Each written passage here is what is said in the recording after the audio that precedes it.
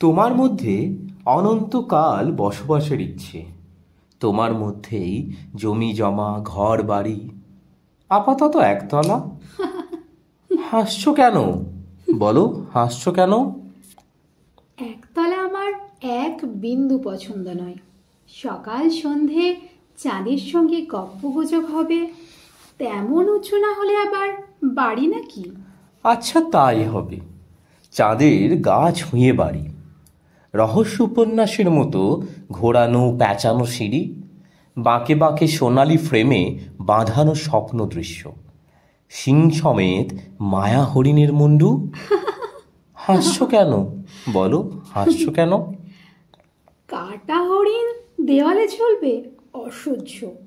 হরিণ থাকবে বনে, বন থাকবে আমাদের খাট পালঙ্কের চার ধারে, খাট পালঙ্কের নিচে ছোট্ট একটা পাহাড়, পাহাড়ের পেট চিরে ঝর্ণা।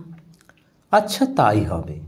পাহাড়ের পেট চিরে ঝর্ণা, ঝর্ণার পেট চিরে কাশ্মীরি কার্পেট, সিলিংয়ে রাজস্থানী ঝাড় জলের ঝাঁঝরির মতো উপুর করা, জানলার গায়ে মেঘ, মেঘের গায়ে ফুরফুরে আদ্যির পাঞ্জাবি, পাঞ্জাবির গায়ে লখনৌ চিকনের কাজ।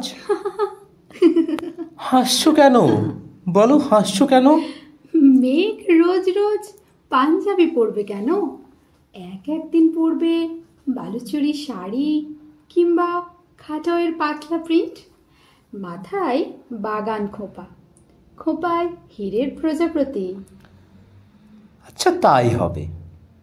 মেঘ সাজবে জরি পার শাড়িতে, আর তখনই নহবতখানার সানাই জয় জয়ন্তী, আর তখনই অরণ্যে রন্ধ্রে রন্ধ্রে বন জানোয়ারের হাঁক ডাক, খাদে ঝাঁপিয়ে পড়ার জন্যে জেগে উঠবে জলপ্রপাত, শিকারের জন্যে তীর ধনুক, দামামা দুন্ধুবি।